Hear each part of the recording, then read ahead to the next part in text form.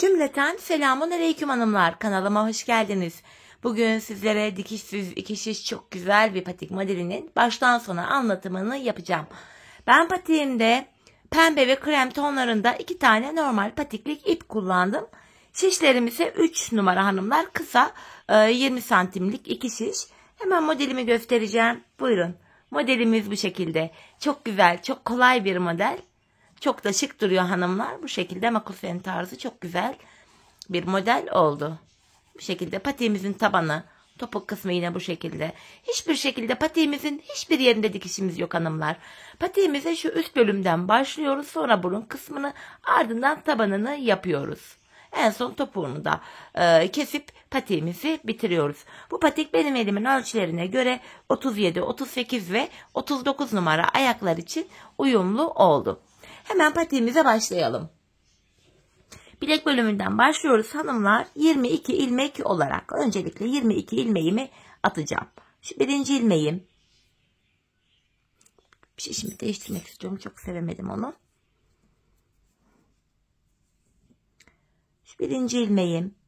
2, 3, 4, 5, 6, 7, 8, 9, 10, 11, 12, 13, 14, 15, 16, 17, 18, 19, 20, 21 ve bir ilmek daha atıyorum. 22. 22 ilmeğimi attım. Hemen şuraya bir tane düğüm atalım. Kenarımız sağlam olsun. Şimdi geri dönüyoruz hanımlar. Bu aşamada bir düz bir ters lastik uygulaması yapıyoruz. Ben cilveli lastik kullandım. Hemen yapılışını da göstereyim sizlere. Öncelikle hanımlar geri döndük. Geri döndüğümüzde şöyle arka yüzde oluyoruz. İlk ilmeğimi örmeden aldım. Bir düz bir ters olacak şekilde arka yüzde ilmeklerimi örüyorum. Bir ilmek düz ördüm. Bir ters. Bir düz. Bir ters. Bir düz. Bir ters. Bu şekilde lastik örgü uygulaması yapıyoruz. Örgümüzün ilk sırası arka yüzünde. İlmeklerimi sırasıyla bir düz, bir de ters olacak şekilde örüyorum.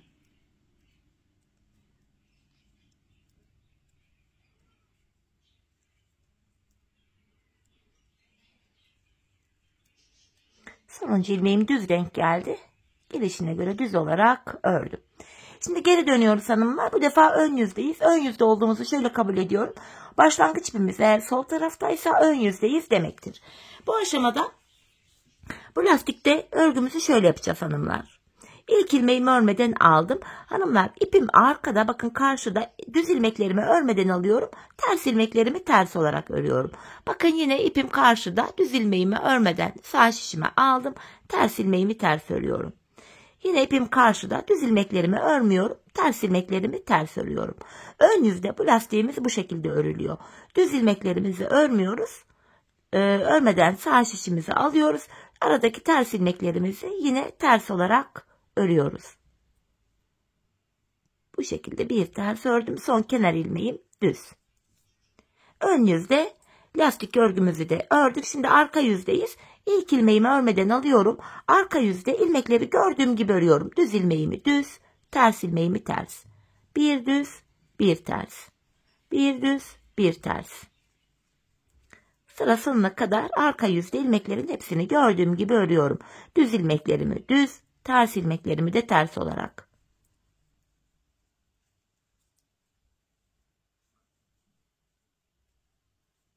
Bu şekilde. Şimdi geri döndük. Yeniden ön yüzdeyiz. Devam ediyoruz hanımlar. İlk ilmeğimi örmeden aldım. Bakın bir tane düz ilmeğim var. İpim karşıda. Düz ilmeğimi örmeden alıyorum. Ters ilmeğimi ters örüyorum. Düz ilmeğimi örmeden alıyorum. Ters ilmeğimi ters örüyorum. Düz ilmeğimi örmeden aldım. Tersimi ters ördüm. Sıra sonuna kadar ön yüzde lastik örgümü bu şekilde örüyorum. Sadece ön yüzde düz ilmeklerimizi örmüyoruz hanımlar. Ters ilmeklerimizi örüyoruz. Arka yüzde de ilmeklerin hepsini gördüğümüz gibi örüyoruz. Sonuncu ilmeğim düz denk geldi. Düz olarak ördüm. Şimdi tekrar geri dönüyorum. Arka yüzdeyiz. Arka yüzde yine ilmekleri gördüğümüz gibi öreceğiz hanımlar. Kenar ilmeğimi aldım. Bir düz, bir ters, bir düz, bir ters. Sıra sonuna kadar ilmeklerimi arka yüzde bir düz bir ters olarak örüyorum. Bu lastik türü daha bir sıkı olduğu için bunu tercih ettim. Bilek bölümünde hem de görüntü olarak da gayet hoş duruyor. Sonuncu ilmeğim düz denk geldi. Düz olarak ördüm. Bakın hanımlar, şimdi ön yüzdeyiz. Lastik örgümüz çok şık, çok zarif durdu. Artık lastik örgümüzü tamamladık. Yine ön yüzde modelimizi arka yüzde koymaya başlayacağız. Ön yüzde hanımlar yine ilmeklerimizi bu şekilde örüyoruz. Şöyle bakın, yine düz ilmeğimi örmeden alıyorum. Tersimi örüyorum. Düzümü örmeden aldım. Tersimi ördüm. Bu şekilde sıra sonuna kadar öreceğiz ön yüzde. Arka yüzde de modelimizi kurmaya başlayacağız. Çünkü modelimiz arka yüzde kuruluyor.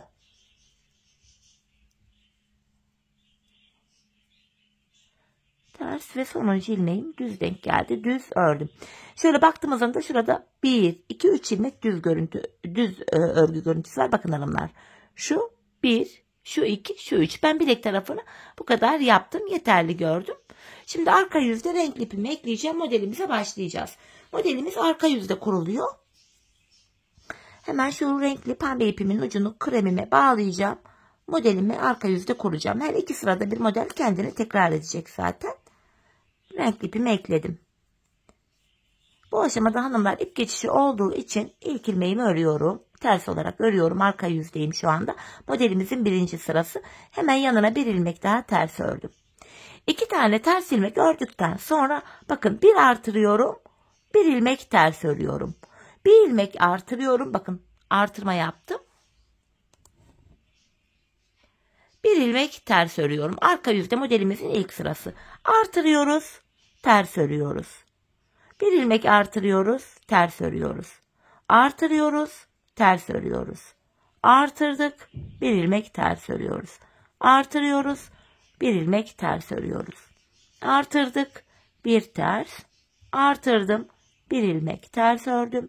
Artırdım. Yine bir ilmek ters. Artırıp bir ilmek ters örüyoruz. Ta ki son 2 ilmek kalana kadar. Bakın artırıyorum. Bir ilmek ters ördüm. Artırdım. Bir ters ördüm. Artırdım. Bir ters. Artırdım. Bir ilmek ters ördüm. Artırdım. Bir ilmek ters ördüm. Artırdım. Bakın son 2 ilmeğim kaldı. Kalan 2 ilmeğimi de ters olarak örüp arka yüzde modelimin ilk sırasını tamamlıyorum. Geri dönüyoruz. Ön yüzde modelimizin ikinci ve sonuncu sırası. İlk ilmeğimi örmeden aldım. Bu ikinci ilmeğimi de düz olarak örüyorum. Bu artırdığımız ilmekleri açıyoruz. Burada maksat hanımlar ilmekleri uzatmak. Bakın ilk ilmeğimi açtım. Artırdığım ilmeği boşa aldım. İkinci ilmeğimi de açtım.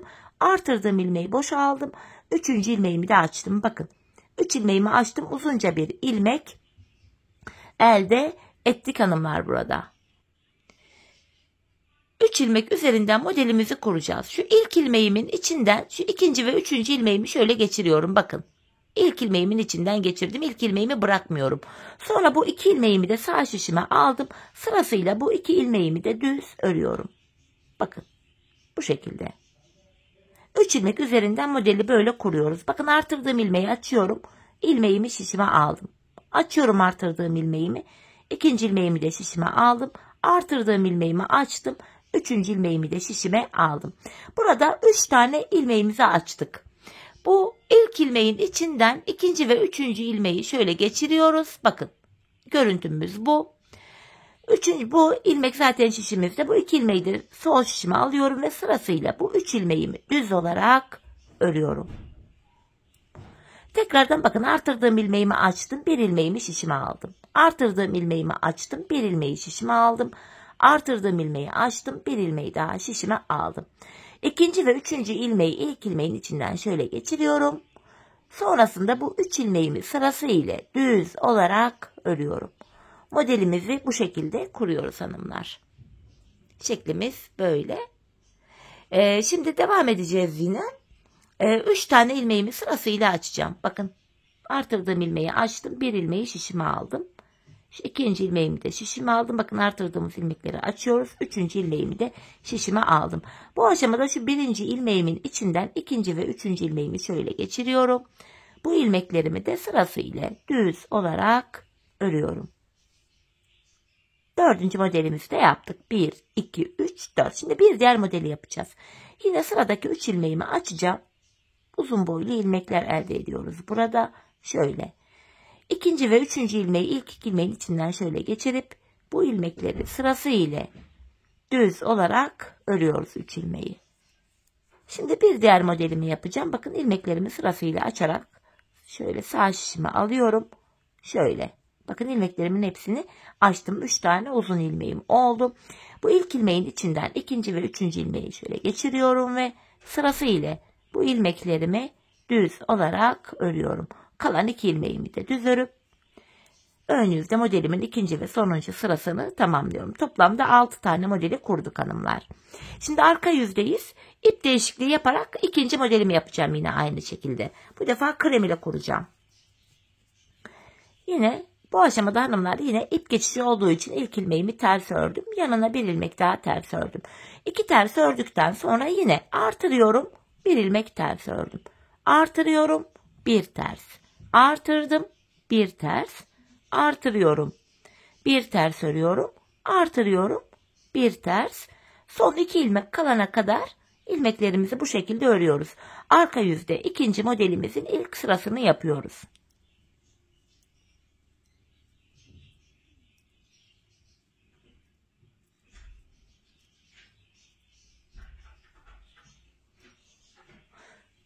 Devam ediyorum. Yine artırdım. Bir ilmek ters ördüm. Artırdım. Son 2 ilmeğimi ters olarak ördüm. Geri dönüyorum. Şimdi ön yüzdeyiz. Modelimizde ön yüzde ikinci ve sonuncu sıradayız. Kenar ilmeğimi örmeden aldım. İkinci ilmeğimi düz örüyorum. Yine artırdığımız ilmekleri açıyoruz. Sırasıyla 3 ilmeğimi şöyle sağ şişime alıyorum. Bakın. Uzunca 3 tane ilmeğim oldu. Yine ikinci ve üçüncü ilmeği ilk ilmeğin içinden şöyle geçiriyorum.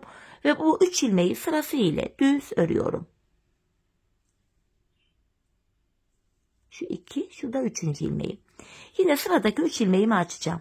1, 2, 3.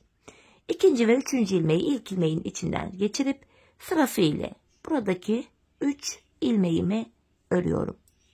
Yine 3 ilmeği açacağım. Şu 1. ilmeğim, şu 2, şu da 3. İkinci ve üçüncü ilmeği ilk ilmeğin içinden geçirip bu 3 ilmeğimi sırasıyla düz örüyorum. Bu şekil. Ördükçe model kendini gösteriyor.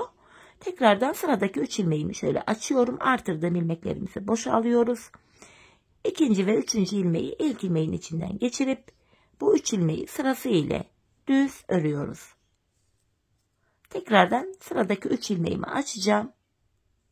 Şöyle ikinci ve üçüncü ilmeği ilk ilmeğin içinden geçirip bu ilmekleri sırasıyla düz örüyorum. Yeniden 3 ilmeğimi açıyorum. İkinci ve üçüncü ilmeği ilk ilmeğin içinden geçirip sırasıyla ilmeklerimi düz örüyorum. Kalan 2 ilmeğimi de düz ördüm. İkinci modelimizi de hanımlar tamamladık. Bu şekilde. Şimdi geri döneceğiz. Arka yüzde bu defa renkli ipimiz ile 3. modelimizi yapacağız. Şöyle geri dönüyorum. Devam edelim. Bir model daha yapalım birlikte. İp geçişi olduğu için yine ilk ilmeğimi ters örüyorum. Ardından yanına bir ilmek daha ters ördüm. 2 ters ördükten sonra yine artırıyorum. Bir ters örüyorum. Artırdım. Bir ters ördüm. Artırdım. Bir ters örüyorum.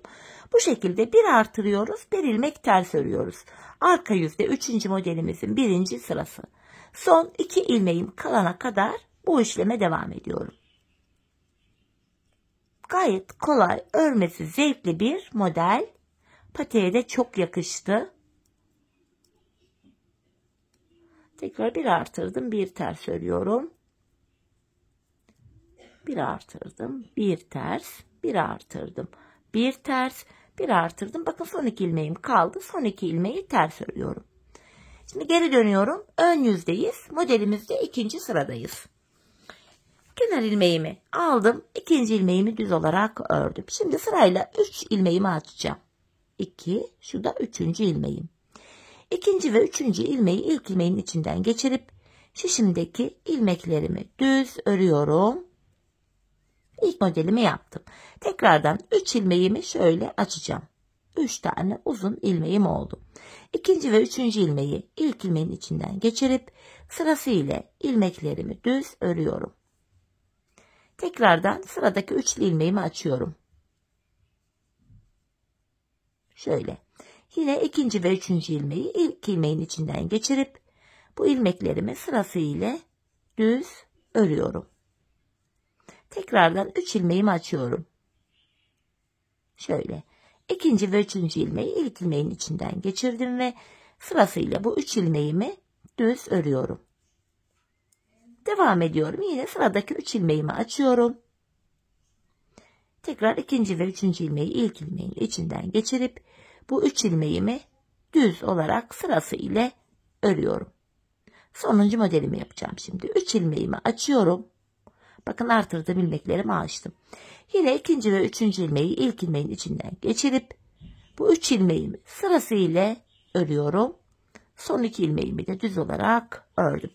Evet hanımlar, 3. modelimizi de birlikte yaptık. Bakın gayet şık, kolay, güzel durdu. Çok zarif, şık. Bu şekil.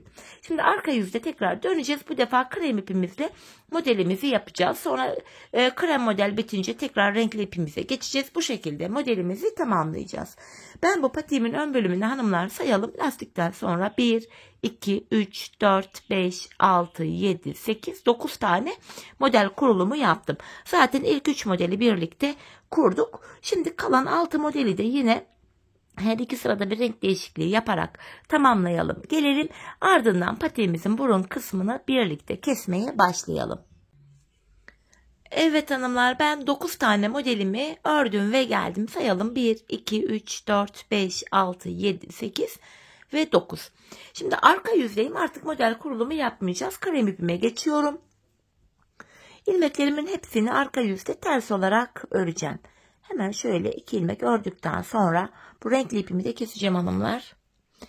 Çünkü artık bu bölümde renkli ipimizi kullanmayacağız. Şöyle pembe ipimin ucunu kremime bağladım. Patiğimiz sağlam olsun, sökülmesin diye. Bu şekilde ilmeklerimi sıra sonuna kadar krem ipim ile ters olarak öreceğim. 22 ilmeğimin tamamını arka yüzde olduğum için ters öreceğim.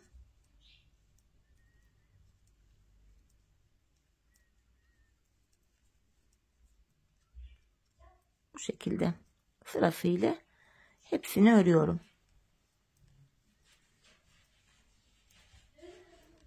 Sonuncu ilmeğimi de yine ters ördüm. Geri dönüyorum. Şimdi de ön yüzdeyiz hanımlar. Bu aşamada yine ilmeklerimin hepsini sıra sonuna kadar düz öreceğim. Model bitti. Arka yüzde ters ördük. Şimdi ön yüzdeyiz. İkinci sıra ilmeklerimizi yine düz örüyoruz. Bu şekilde sıra sonuna kadar öreceğim.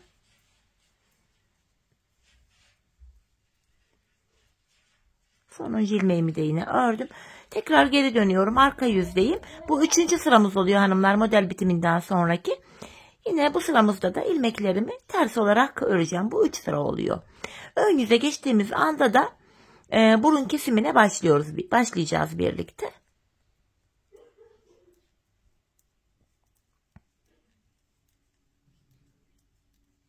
Sonuncu ilmeğimi de ters ördüm. Geri dönüyorum. Şimdi ön yüzdeyim. Kesimlerimiz başlıyor. Öncelikle hanımlar ilk ilmeğimi örmeden aldım. İkinci ilmeğimi örüyorum. Bu sağ taraftan hanımlar sağa doğru kesim yapacağız. Şu ikinci ilmeğin içinden girerek şöyle de kesim yapılabilir. Fakat ben öyle zorlandığım için ikinci ilmeğimi şu ilk ilmeğimin önüne alıyorum. İkisini birlikte keserek örüyorum. Burada bakın sağa doğru kesim yaptık. Şimdi sol tarafta kesim yapacağız. Öncelikle son 4 ilmeğim kalana kadar öreceğim. Sağ tarafta sağa doğru kesim yaparken sol tarafta da sola doğru kesim yapacağız. Öncelikle tabii ki son 4 ilmeğim kalana kadar bakın ördüm. Öndeki 2 ilmeğimi birlikte keserek örüyorum. Bu da sola doğru kesimimiz oluyor. Kalan 2 ilmeğimi düz ördüm. 2 ilmek kestik hanımlar. Şişimizde 20 ilmeğimiz kaldı. Geri dönüyoruz arka yüzde. İlk ilmeğimi örmeden aldım. Hanımlar arka yüzde kesme işlemi yok. İlmeklerin tamamını arka yüzde ters örüyoruz. Kesme işlemini sadece patiğimizin ön yüzünde yapıyoruz. ilmeklerimin tamamını ters olarak örüyorum. Bu şekilde. Sonuncu ilmeğimi de ters ördüm.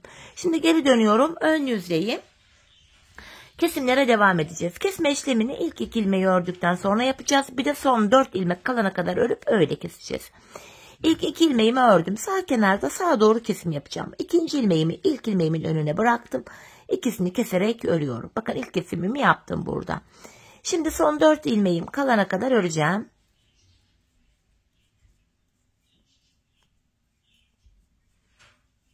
Bakın son 4 ilmeğim kaldı.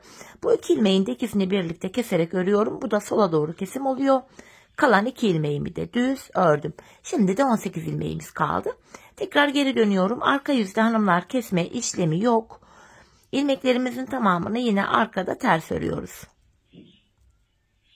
Kesme işlemi sadece ön yüzde yapılıyor. Arka yüzde de ilmeklerimizi ters olarak örüyoruz. Kesme işlemi arkada yok.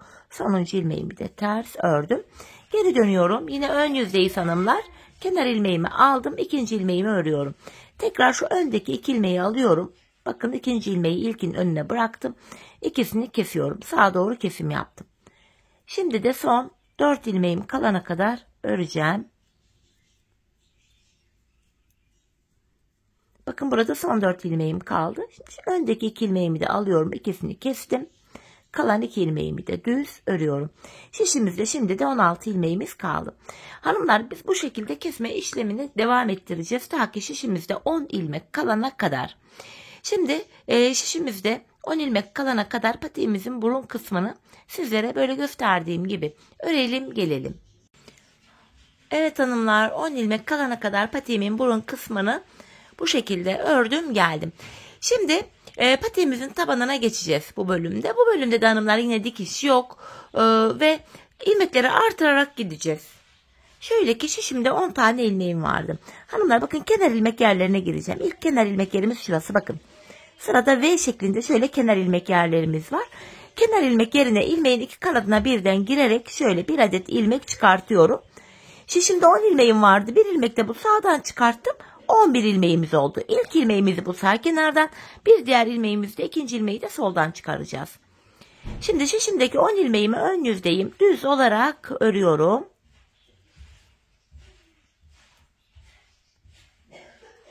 Şimdi de hanımlar bu sol kenardan bakın kenar ilmek yerim burası. Şurada hemen sıradaki kenar ilmek yerim görünüyor. İlmeğin 2 kanadına birden girerek buradan da ilmek çıkarttım. Şimdi de 12 ilmeğimiz oldu.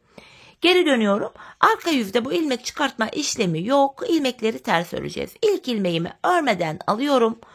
Diğer ilmeklerimi arka yüzde ters olarak örüyorum. Ön yüzde yapıyoruz sadece ilmek çıkartma işlemini. İlk ilmeği ön yüzde sağ kenardan, ikinciyi de sol kenardan çıkarıyoruz. Sonuncu ilmeğimi de ters ördüm. Şimdi geri dönüyorum. Ön yüzdeyim. Devam edeceğiz. Bakın. Aynı kenar ilmek yerine tekrar girmiyorum. Sıradaki kenar ilmek yerine girdim. Bakın. Sıradaki kenar ilmek yerinden de bir adet ilmek çıkartıyorum. Yine 13 ilmeğimiz oldu. Şimdiki ilmeklerimi sıra sonuna kadar öreceğim.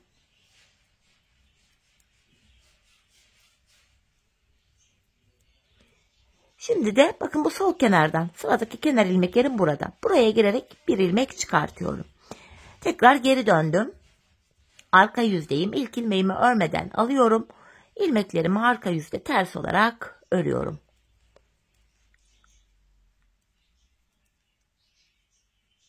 Sonuncu ilmeğimi de ters ördüm. Tekrardan geri dönüyorum. Ön yüzdeyim. Yine sıradaki kenar ilmeklerimiz bakın yeri burada. İlmeğin 2 kanadına birden girerek şöyle ilmek çıkarttım. 14 ilmek şişimde vardı. Bir ilmek de buradan çıkarttım. 15 oldu. Şişimdeki ilmeklerimi şimdi sıra sonuna kadar öreceğim.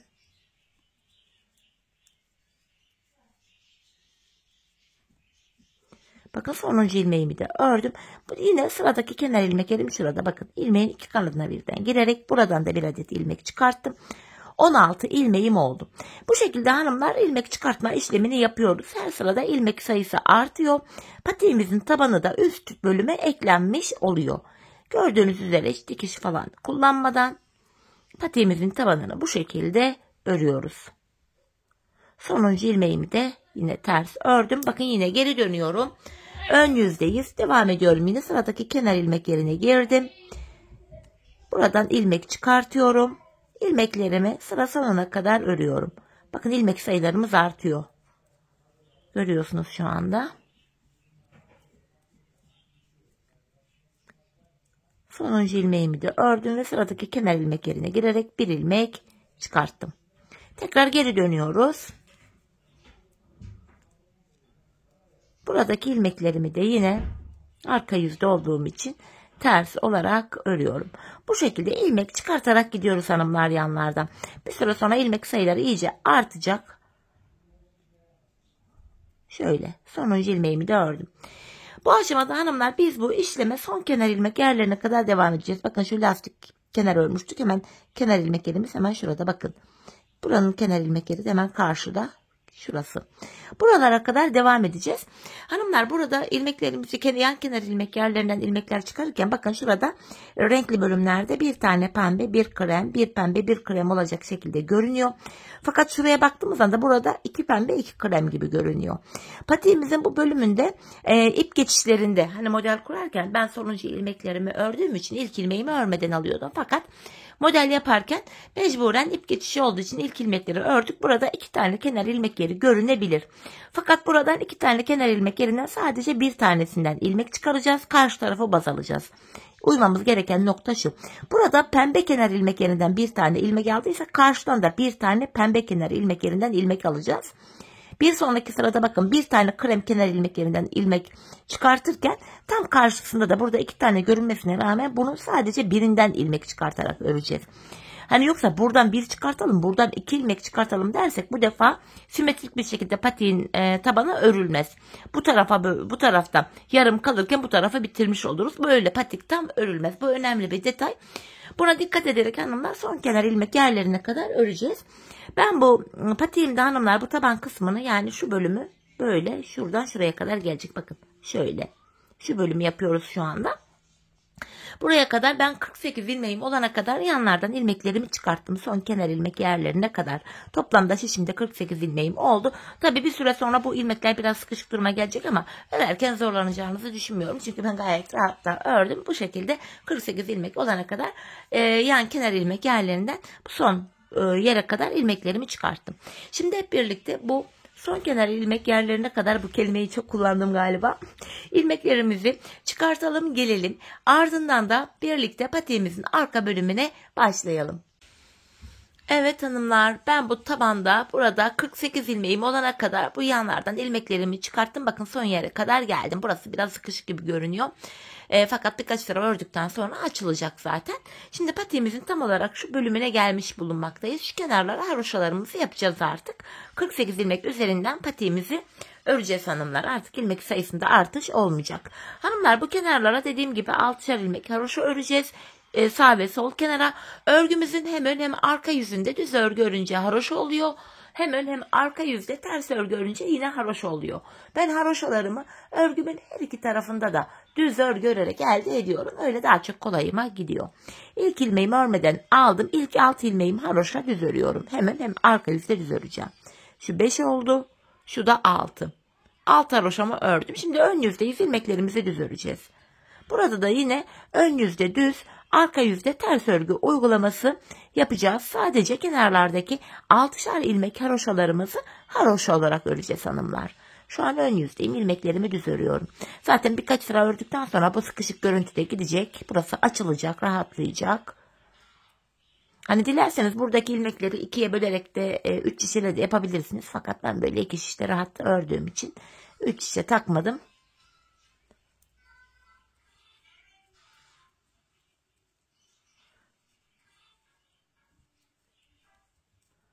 Bu şekilde ilmeklerimi ördüm. Bakın son 6 ilmeğim kaldı. Bunlar haroşa. Bunları da yine düz örüyorum. Başta ve sonda 6'şar ilmek haroşa. Sonuncu ilmeğimi de ördüm. Şimdi geri dönüyorum. Bu aşamada ilk ilmeğimi örmeden alıyorum. Kenar ilmeğimle birlikte toplam 6 ilmek haroşam düz olacak. Kenar ilmeğim 1. İkinci ilmeğim 3, 4, 5, 6. 6 ilmek haroşamı düz ördüm. Bakın buraya bir diş haroşa oluştu. Kalan ilmeklerimi de şu anda arka yüzdeyi ters olarak örüyorum. Patiğimizin bu arka bölümünde yapacağımız işlem sadece bundan ibaret hanımlar. Ön yüzde ilmekleri düz öreceğiz. Arka yüzde de ilmekleri ters öreceğiz. Sadece sağ ve sol kenardaki 6'şar ilmek haroşalarımızı haroşa olarak öreceğiz. Yapılacak işlem bundan ibaret. Bu bölüm bu şekilde örülecek. Son 6 ilmeğim kalana kadar ilmeklerimi ters öreceğim. Son 6 ilmeğim haroşa olduğu için düz öreceğim. Bu şekilde bakın şişimde son 6 ilmek kaldı. Bunlar haroşa, bunları düz olarak örüyorum. Bu aşamada hanımlar şöyle döndüğümüz anda şu kenarlarımızda birer diş haroşamız oluştu bile. Ben bu patiğimin şu arkasına şu haroşa sıralarını sayacak olursak 16 diş 16 sıra haroşa ördüm. Bu benim elimin ölçülerine göre tam geldi. Hanımlar sizler bu aşamada patiğinizi lütfen ayağınıza ölçerek yapın. Hani bir süre ördükten sonra zaten burası genişleyecek. Şu buradaki ilmekleri şöyle 2 şişe yani yarıya kadar ördükten sonra yani bir göstereyim hanımlar isterseniz. 48 ilmeğimiz vardı. İlk 24 ilmeğini öreyim. Size nasıl ölçü alacağınızı o şekilde daha rahat gösterebilirim en azından. Alt haroşamı ördüm. 7, 8, 9, 10, 11, 12, 13, 14, 15, 16, 17, 18, 19, 20, 21, 22, 23, 24. Bakın yarı yarıya ördüm. Şöyle duruyor. Patiğinizi bu şekilde ayağınıza ölçerek yapın. Giyin. Yani örüyorsunuz. Şöyle örerken şöyle bir giyeceksiniz. Şöyle. Deneyerek gidin hanımlar. Bu arka bölümünü topuğunuzun kenarına gelene kadar örmeniz gerekiyor. Bu şekilde ölçü alarak yaparsanız patiğiniz ayağınıza tam olur. Sonra da yorumlarda verdiğiniz ölçü küçük geldi, büyük geldi gibi sorun da yaşamayız. Çünkü herkesin yapmak istediği ayak numarası farklıdır, örgüsü farklıdır. Sık, gevşek ya da ipi, şiş numarası hepsi patiğin boyutunu etkiler. Bu nedenle lütfen bu bölümü ayağınıza ölçerek yapın. Dediğim gibi ben 16 sıra haroşa yaptım, tam geldi. Şimdi hep birlikte patiğimizin arka bölümünü kendi ölçülerimize göre tamamlayalım gelelim. Ardından da birlikte topuğumuzu keselim. Evet hanımlar, patiğimin bu arka bölümünü tamamladım. Geldim buraya 16 sıra haroşamı ördüm. Şimdi topuğumuzu keseceğiz. Hanımlar topuk kesiminde bana kolaylık sağlasın diye ön yüzden baktığınız anda bu sol tarafa 20 ilmek ayıracağım. Şöyle sayalım. 4, 8, 12, 16, 20. 20 ilmeğimi ayırdım. Yeri belli olsun diye hemen şuraya da bir ip takayım. Kalan ilmeklerin hepsi de yine bu sağ tarafta. Şimdi topuğumuzu kesmeye başlayacağız. Hanımlar bu topuk bölümünde kenardaki 6 ilmek haroşamızı yine haroşa olarak öreceğiz. Model bütünlüğü sağlansın diye 6 haroşamı ördüm. Ön yüzdeyim. İlmeklerimi düz olarak ve sayarak örmeye devam edeceğim. 6 haroşamdan sonra şu 7. ilmeğim 8, 9, 10, 11, 12, 13, 14, 15, 16, 17, 18, 19. İlk 19 ilmeğimi normal düz olarak ördüm. 20. ilmeğimi örerken şu öndeki 2 ilmeği alıyorum. İkisini birlikte keserek örüyorum. 19 ilmek ördüm. 20. de kesim yaptım. Bu sol tarafa da zaten 20 ilmek ayırmıştık. Topuğumuz için orta kısma baktığımız anda burada da 7 ilmeğimiz kaldı. Bu 7 ilmeğimiz her seferinde birer birer kesilecek, eksilecek, bitecek. Böylece patiğimizin topuğu oluşacak. Şimdi yapacağımız işlem şu. Kesim yaptıktan sonra geri dönüyorum. Bakın arka yüzdeyim. İlk ilmeğimi örmeden aldım. Arka yüzde olduğum için diğer ilmeklerimi ters olarak örüyorum. Sadece kenardaki son 6 ilmeğim haroşa olduğu için son 6 ilmeğimi düz öreceğim. 6 ilmeğime geldim. Bunları düz örüyorum. Şimdi geri dönüyoruz hanımlar. Yine bir önceki sırada yaptığımız işlemin aynısını yapacağız. Yani ilk 19 ilmeğimizi öreceğiz. 20. ilmeği örerken kesimimizi yapacağız. 6 haroşamı ördüm. Sayarak gidiyorum. 7, 8, 9, 10, 11, 12, 13, 14, 15, 16, 17, 18, 19 ilmeğimi ördüm. 20'yi örerken yine öndeki ikisini alıyorum. Birlikte keserek örüyorum. İkinci kesimimizi de yaptık. Bir önceki sırada şu arada 7 ilmeğimiz vardı. Şimdi baktığımız anda bir ilmek eksildi. 6 ilmek kaldı. Şimdi yapacağımız işlem yine şöyle. Geri döneceğiz hanımlar. Kesimlerden sonra geri dönüyoruz. Arka yüzde ilmekleri öreceğiz. Ön yüzde tekrar ilk 19 ilmeği öreceğiz. 20.yi örerken kesimimizi yapacağız. Hanımlar biz bu kesme işleminde şu arada kalan 6 ilmeğimiz bitene kadar devam edeceğiz. Bu işaretli yere kadar devam edeceğiz. Böylece topuğumuz oluşacak. Şimdi hep birlikte bu aradaki 6 ilmeğimiz bitene kadar patiğimizin topuğunu sizlere tarif ettiğim gibi yapalım gelelim. Evet hanımlar, bu işaretli yere kadar patiğimin topuğunu sizlere anlattığım gibi yaptım geldim. Artık bu renkli ipimi de çekeceğim buradan. İlk başta bu sol tarafa 20 ilmek ayırmıştım. Kesimlerden sonra sağ şişimde de yine 20 ilmeğim kaldı. Yani her iki şişimizdeki ilmek sayıları da birbirine eşit. Bu aşamada patiğimin düz tarafı içeride, ters tarafı da dışarıda olacak şekilde ikiye katladım. Ben tığ ile kolay kesim yapabildiğim için tığımı aldım hanımlar. İlk kesimim şöyle. Benden taraftaki şişten bir ilmek, ikinci şişten de bir ilmek alıyorum. İkisini birlikte topladım. Diğer kesimlerim şöyle oluyor. Benden taraftaki şişten bir ilmek, ikinciden de bir ilmek aldım. İkinci ilmeği ilkinin içinden geçirip tığımdaki ilmekleri topluyorum. Benden taraftaki şişten bir ilmek, ikinciden de bir ilmek aldım. İkinci ilmeğimi ilk ilmeğin içinden geçirdim. Tığımdaki ilmeklerimi topluyorum. Karşılıklı olarak şişlerimizden birer tane ilmek alıyoruz ve ikinci şişten aldığımız ilmeği ilk şişten aldığımız ilmeğin içinden geçiriyoruz ve tığımızdaki ilmekleri topluyoruz. Gizli kesim oluyor bu hanımlar. Normalde 5 şiş patiklerimde kullandığım topuk kesme yöntemini bu 2 şiş patiğimde de kullandım, uyguladım. Bir de her iki patiğimizin kesim yönü de aynı tarafta oluyor. Hani sağ patiğinki sağ tarafta, sol patiğinki sol tarafta değil. Zaten gizli kesim olduğu için kesim yeri belli bile olmuyor. Ha sağ ha sol hiç fark etmez.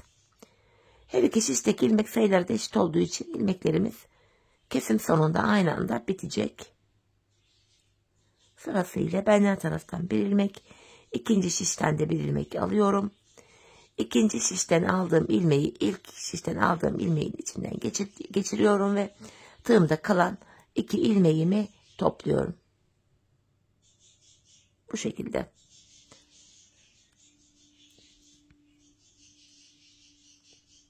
Son 2'şer ilmeğim kaldı. Bunları da yine aynı şekilde kesiyorum.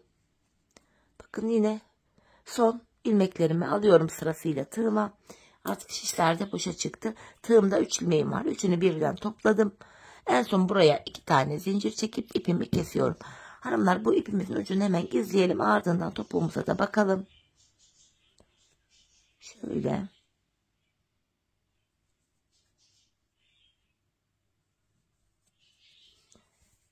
Baktığımızda hanımlar patiğimizin topuğu bu şekilde. Normalde patiğimizi bitirdik.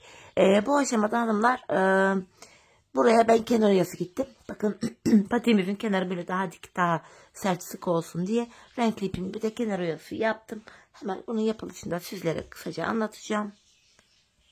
Öncelikle renkli ipim ile şöyle bir tane ilmek oluşturuyorum tığım ile. Şöyle. Ardından topuk kestiğimiz yerden itibaren bakın ilmeğin iki kanadına birden girerek ilmeğimi buraya sabitliyorum önce. Kenar oyamı şöyle yapacağım. Öncelikle bir sık iğne yapıyorum. Hemen öndeki kenar ilmeklerine batıyorum. İlmeğin iki kanadına birden şöyle bir tane sık iğne oluşturdum. Şimdi 3 tane zincir çekeceğim. Bu sık iğnemin içine şu şekilde batarak buraya bir kirpik oluşturuyorum. Şöyle. Ve hemen öndeki sıradaki kenar ilmeklerine batarak kirpiğimi sabitliyorum. Bu şekilde hanımlar. Önce sık iğne yapıyoruz. Şimdi ikincisini yapacağız. Önce bir tane sıradaki kenar ilmeklerine batarak sık iğne yapıyorum. 3 zincir çekiyorum. Sık iğnenin içine batarak şu şekilde bu 3 zincirimi burada toplayıp kirpik oluşturuyorum ve ardından hemen sıradaki kenar ilmeklerine batarak kirpiğimi sabitledim. Bu şekilde hanımlar önce sık iğne yapıyoruz. Sonra 3 zincir çekip sık iğnenin içine batarak kirpik oluşturuyoruz ve sıradaki kenar ilmeklerine batarak kirpiğimizi sabitliyoruz. Böyle devam edeceğiz hanımlar. Şimdi hep sıradaki kenar ilmek yerlerine batarak yapacağız. Fakat ön bölümde biraz farklı olacak. Oraya kadar böyle bir devam edelim. Tekrardan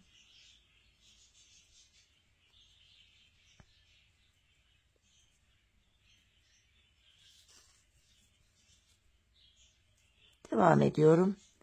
Ön kısmına kadar hanımlar sıradaki kenar ilmek yerine batarak kenar oyamızı yapıyoruz. Sık iğne yapıyoruz.